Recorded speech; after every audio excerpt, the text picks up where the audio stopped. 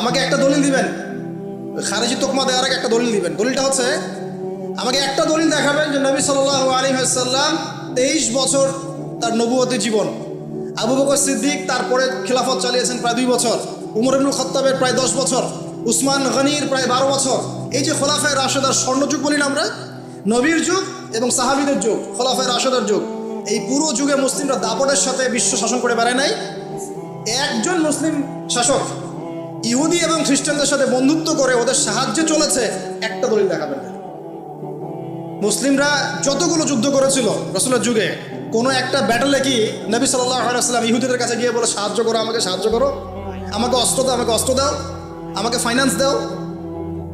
একটা দলিল দেখাবেন। কে করেছে মিত্রতা? ওই আব্দুল্লাহ বিন উবাই। এ কারণেই আমরা বলি যে সূরা মাইদার আয়াত নম্বর কত, 51, এটা মুখস্থ করবেন। আল্লাহ পাক বলছেন, ইয়া আইয়ুহাল্লাযীনা আমানু হে মুমিনগণ, লা তাত্তাখিযুল ইয়াহুদা ওয়ান নাসারা আউলিয়া, তোমরা ইহুদ এবং খ্রিস্টানদেরকে বন্ধুরূপে গ্রহণ করো না। সবার ব্যাপারে বলা হচ্ছে না, সবগুলোর ব্যাপারে না, কারণ তাদের মধ্যে ভালো মানুষ আছে, তাদের মধ্যেও কি আছে, ভালো মানুষ আছে। কাদের কথা বলা হচ্ছে? বা'দুহুম আউলিয়া ও বা'দ, তাদের মধ্যে কিছু মানুষ একে অপরের বন্ধু, তাদের কথা বলা হচ্ছে। আপনি সার্চ করেন না সারা ওয়ার্ল্ডে কে কার বন্ধু, জিওপলিটিক্স পড়েন, তাহলে তো বুঝতে পারবেন। পড়াশোনা করবেন না, খালি তকমা লাগাবেন, তাহলে তো হবে না। আগে তো পড়াশোনা করতে হবে। জিওপলিটিক্সের জিও জানেন না, ইকোনমিক্সের ইও বোঝেন না, পেট্রো ডলারের পিও বোঝেন না, তকমা লাগানোর বেলা লাগাই বেড়াচ্ছে। সুবহানাল্লাহ। শুনে রাখেন, এখন ইয়াং জেনারেশন অনেক সচেতন, এখন শিক্ষিত মহল অনেক সচেতন, এখন আলেম ওলামারাও অনেক সচেতন। মাশাআল্লাহ, ইনশাআল্লাহ পশ্চিমের দালালি বাংলার মাটিতে চলবে না ইনশাআল্লাহ। দেখে নিয়েন, একটা সময় আসবে ইনশাআল্লাহ, আমাদের এমন প্রজন্ম তৈরি হবে যারা সমস্ত এই মুনাফিকের মুখোশটা খুলে রেখে দেবে ইনশাআল্লাহ। আমরা থাকি আর না থাকি, আর মানুষের ব্যক্তিগত প্রেজেন্স থাকতেই হবে, জরুরি না। ওই যে ইব্রাহিমের কথা বলছি, তিনি কিন্তু জীবিত নাই, তার আদর্শ ঠিকই আছে না? মুহাম্মদ সাল্লাল্লাহু আলাইহি ওয়াসাল্লাম জীবিত নাই আমাদের মধ্যে, তিনি তার জগতে আল্লাহর কাছে তিনি জীবিত, কবরও জীবিত, কিন্তু আমাদের মধ্যে তো আর নাই। আছেন বেঁচে আমাদের মধ্যে? তিনি নাই। তার আদর্শ নাই? আছে। এটা স্পিরিচুয়াল প্রেজেন্স, আধ্যাত্মিক উপস্থিতি, এটা আপনি ডমিনেট করতে পারবেন না। তো এখান থেকে বুঝতে হবে যে রাসূল সাল্লাল্লাহু আলাইহি ওয়াসাল্লাম এমন একটা পরিবেশে জন্ম নিয়েছিলেন, নবুয়ত পেয়েছিলেন, যে পরিবেশটা কিন্তু এখনকার ওয়ার্ল্ডের মতোই ছিল। এই পরিবেশে তিনি 23 বছরে দিন প্রতিষ্ঠা করেছেন। কত বছর? প্রথম 3 বছর গোপন দাওয়াত দিয়েছেন। একটা বইয়ের নাম বলে দেই, পড়লে সব বুঝতে পারবেন, আর রাহিকুল মাখতুম। এই বইটা পড়ুন বাসায় গিয়ে, দেখবেন পুরো 23 বছরে নবী সাল্লাল্লাহু আলাইহি ওয়াসাল্লাম কিভাবে দিনের প্রচার ঘটিয়েছেন, প্রসার করেছেন, কখন হিজরত করেছেন, কখন কি করতে হয়েছে, এটা ডিটেলস লেখা আছে। আমি শর্ট করে বলছি আপনাকে, 23 বছরের প্রথম 3 বছর গোপন দাওয়াত দিয়েছেন। কিরকম দাওয়াত? গোপন। তারপরে প্রকাশ্য দাওয়াত যখন শুরু হয়েছে, নির্যাতন বেড়েছে। নির্যাতন যখন বেড়েছে, তিনি সাহাবীদেরকে বলেছেন, প্রথমে তোমরা আবিসিনিয়ায় হিজরত করো। কোথায়?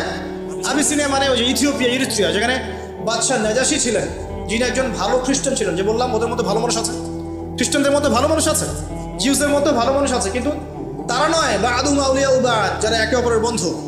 ও শেষ করি না একটা, আল্লাহ পাক বলেছেন, ওয়া মান ইয়াতাওয়াল্লাহুম মিনকুম, তোমাদের মধ্যে কেউ যদি ওদের দিকে মুখ ফিরায়, ওদেরকে আউলিয়া বন্ধুরূপে গ্রহণ করে, ফাইন্নাহু মিনহুম, সে ওদের অন্তর্ভুক্ত। আর সে ওদের অন্তর্ভুক্ত মানে কি সে কাফের? উত্তর না। সে যদি ওদের অন্তর্ভুক্ত আল্লাহ পাক বলে থাকেন, সে কি কাফের হয়ে যাবে? উত্তর হচ্ছে না। কি হবে? শেষে আসে, আয়াতের শেষে আল্লাহ পাক বলছেন, ইন্নাল্লাহা লা ইয়াহদিল কওমাজ জালিমিন, আল্লাহ পাক এই জালেমদেরকে হেদায়েত করেন। আল্লাহ পাক কি বলছেন এখানে? জালেম। আল্লাহ পাক তো কাফের বলেন নাই। তা আমরা আবার কোথায় বললাম যে ওরা কাফের হয়ে গেছে? আমরা তো কুফরি ফতোয়া দেই, তাকফির করি নাই, বলেছি তারা জালেম হয়ে গেছে। যারা জায়নিস্টদের সাথে বন্ধুত্ব করেছে, আমরা বলেছি ওরা জালেম হয়ে গেছে, দ্যাটস অল। কে বলেছে কাফের হয়ে গেছে? কখনো বলা হয়নি কাফের হয়ে গেছে, তাকফির করা হয়নি, এটা অপপ্রচার। এখানে দেখেন, নবী করিম সাল্লাল্লাহু আলাইহি ওয়াসাল্লামের যুগে ওই অবস্থা এখনো আছে। 3 বছর গোপন দাওয়াত দেওয়ার পরে প্রকাশ্য দাওয়াত শুরু হলো।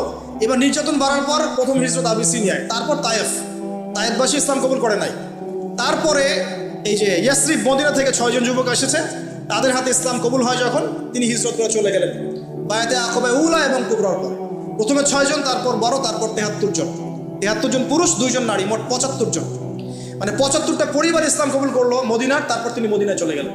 এই যে হিজরত হলো, তারপরে হচ্ছে বদর, তারপর উহুদ, তারপর খন্দক, এভাবে আস্তে আস্তে আস্তে আস্তে হুদায়বিয়ার সন্ধি, পরে মক্কা বিজয়। শর্ট করে দিলাম আপনাকে, আপনি ফেজগুলো বুঝবেন। দেখেন নবী সাল্লাল্লাহু আলাইহি ওয়াসাল্লামের সময় লেগেছে কত বছর? 23 বছর। 23 বছর পরে কি কোনো জাহিলিয়াত বাকি ছিল? এবার আমার সাথে কথা বলেন। 23 বছর ইসলাম প্রতিষ্ঠার পরে কি কোনো জাহিলিয়াত বাকি ছিল কিনা? কোনো শিরক ছিল? কোনো নারীর অবমাননা হয়েছে? কোনো মাদক ছিল, কোনো রিবা, সুদ, বা এই যে আপনার গোত্রীয় হানাহানি, মারামারি, কাটাকাটি ছিল? তার মানে একটা পরিপূর্ণ জীবন ব্যবস্থা প্রতিষ্ঠা লাভ করলো। ঠিক আছে? কার কার তত্ত্বাবধানে, কার নেতৃত্বে? নবী মুহাম্মদ সাল্লাল্লাহু আলাইহি ওয়াসাল্লাম। এরপর কি সেটা থেমে গিয়েছে? উত্তর হচ্ছে না। এরপর আবু বকর সিদ্দিক খেলাফতের দায়িত্বে আসেন এবং তিনি প্রায় 2 থেকে 2.5 বছর এটাকে টেনে নিয়ে যান এবং তার খেলাফতকালে শাম মানে এই যে রোমক সভ্যতা এবং ফুর্স মানে পারস্য এটা বিজয় লাভ করে আলহামদুলিল্লাহ। কার হাতে বিজয় হয়েছে জানেন? ওই খালিদ বিন ওয়ালিদ রাদিয়াল্লাহু আনহু হাতে, যিনি একসময় উহুদের যুদ্ধে মুসলিমদের বিরুদ্ধে ছিলেন, তার হাতেই। প্রিয় ভাইরা, যারা এখন ভুল পথে আছেন সঠিক পথে ফিরে আসেন এবং পিছনের জীবনের দিকে তাকানোর দরকার নাই। খালিদ বিন ওয়ালিদ রাদিয়াল্লাহু আনহু একসময় মুসলিমদের এগেইনস্টে যুদ্ধ করেছেন, তার হাতে আল্লাহ পাক পরবর্তীতে শাম, ইরাক, শাম সব বিজয় দিয়ে দিয়েছেন আলহামদুলিল্লাহ। অতএব ইন্নামাল আমালু বিল খাওয়াতিম, শেষের আমলটাই কবুল হবে ইনশাআল্লাহ। তওবা করে ফিরে আসার পর আগের সব গুনাহ আল্লাহ মাফ করে দেবে ইনশাআল্লাহ তাআলা। তাহলে কিসের অপেক্ষায় বসে আছেন? খেলার অপেক্ষায় বসে আছেন? কখন রেফারি বাঁশি দিবে? আস্তাগফিরুল্লাহ। তো আসেন, এরপর কি থেমে গিয়েছে? উমর রাদিয়াল্লাহু আনহু ছিলেন কত বছর? 10 বছর। এই 10 বছরে কি এই ফিতনাগুলো আবার চলে আসছিল? ফিতনাগুলোকে গ্রাস করতে পারছিল না। শুধু একটা ফিতনার কথা পাওয়া যায়, একটা, অনলি একটা। কি সেটা? এক ব্যক্তির জন্ম হয়েছিল, ওই ব্যক্তি বলছিল যে তাকদির বলে কিছু নাই, তাকদির বলে কিছু নাই।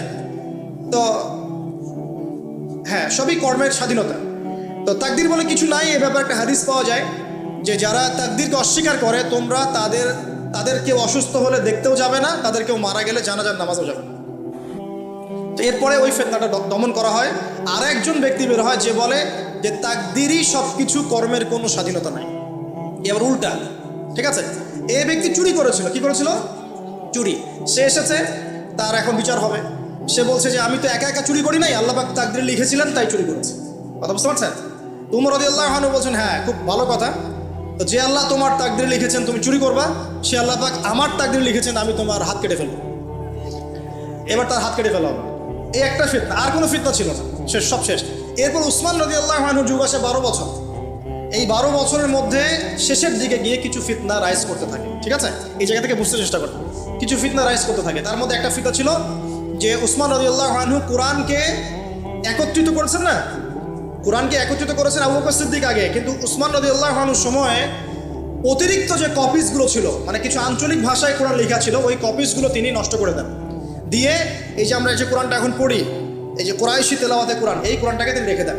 কারণ হচ্ছে মানুষ বিভ্রান্ত হচ্ছিল, এক একজন এক একভাবে কোরআন তেলাওয়াত করছিল, একটা ফিতনা সৃষ্টি হচ্ছিল। তাই তিনি কোরআনটাকে এভাবে নতুন করে একটা রিফর্ম করেন।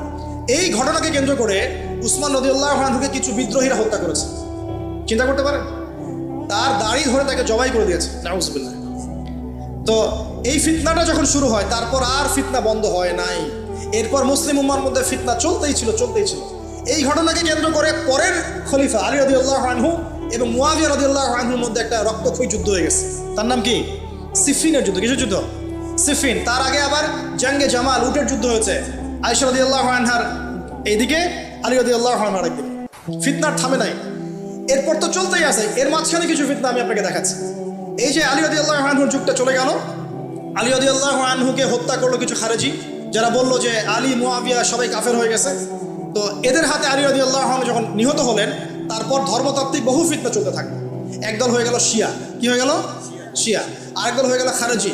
শিয়া কারা? যারা আলী রাদিয়াল্লাহু আনহুকে নিয়ে বেশি বাড়াবাড়ি করেছে। ঠিক আছে? আর খারেজি কারা? যারা বলে যে কবিরা গুনাহগার ব্যক্তি কাফের। খারেজিদের বৈশিষ্ট্য কি? তারা বলে কবিরা গুনাহ করলেই কেউ কাফের হয়ে যায়, এটা খারেজিদের বৈশিষ্ট্য। আবার একদল বের হয়ে গেল, তার নাম হচ্ছে মুরজিয়া। কি নাম? মুরজিয়া। এরা বললো যে খালি লা ইলাহা ইল্লাল্লাহ কালিমা পড়লেই হবে, কোনো আমলের দরকার নাই। আমার কথা কি বুঝতে পারছেন? এখন একটু কঠিন হচ্ছে না? একটু মনোযোগ দেন, শেষের দিকে যাচ্ছি আমরা। 1 নাম্বার ফিতনা বললাম উসমান রাদিয়াল্লাহু আনহুকে হত্যা করা। তারপর শুরু হলো যুদ্ধ বিগ্রহ। ঠিক আছে? তারপরে আলী রাদিয়াল্লাহু আনহুকে হত্যা করা হলো। তারপর খারেজিরা বেরিয়ে গেল, এদিকে শিয়ারা বেরিয়ে গেল। আগে বলেছি কাদারিয়া একটা সম্প্রদায় বেরোলো, আবার একটা জাবারিয়া বের হলো। জাবারিয়া মানে যে অদৃষ্টবাদী।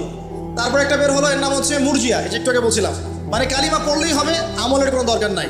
আরেকটা বের হলো, এর নাম মুতাজিলা। কি নাম বলেন? মুতাজিলা, মানে অতি যুক্তিবাদী, মানে কোরআন সুন্নাহ মানবো, তবে যুক্তি দিয়ে বুঝালে মানবো, যুক্তি দিয়ে না বুঝালে মানবো না।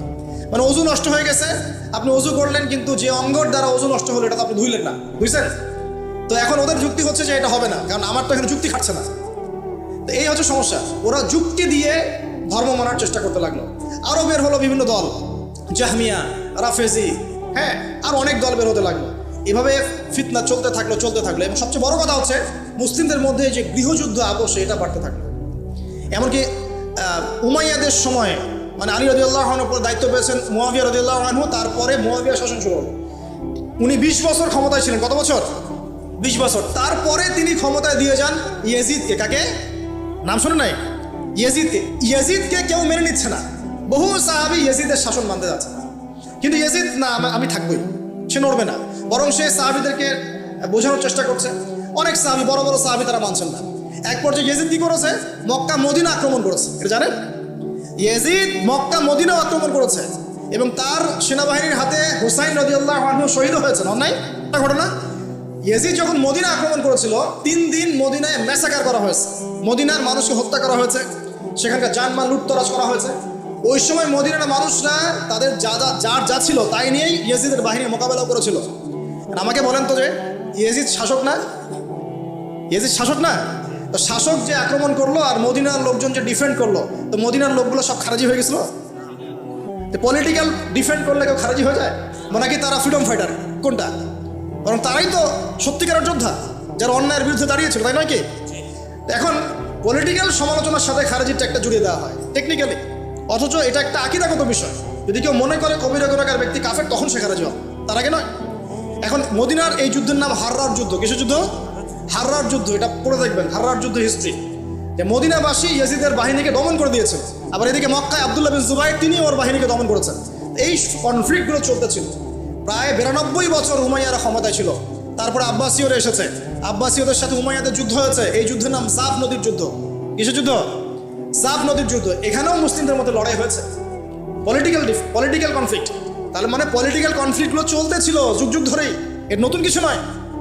পলিটিক্সের মধ্যে কনফ্লিক্ট হবেই, আলোচনা হতেই পারে, এটা অন্য জিনিস।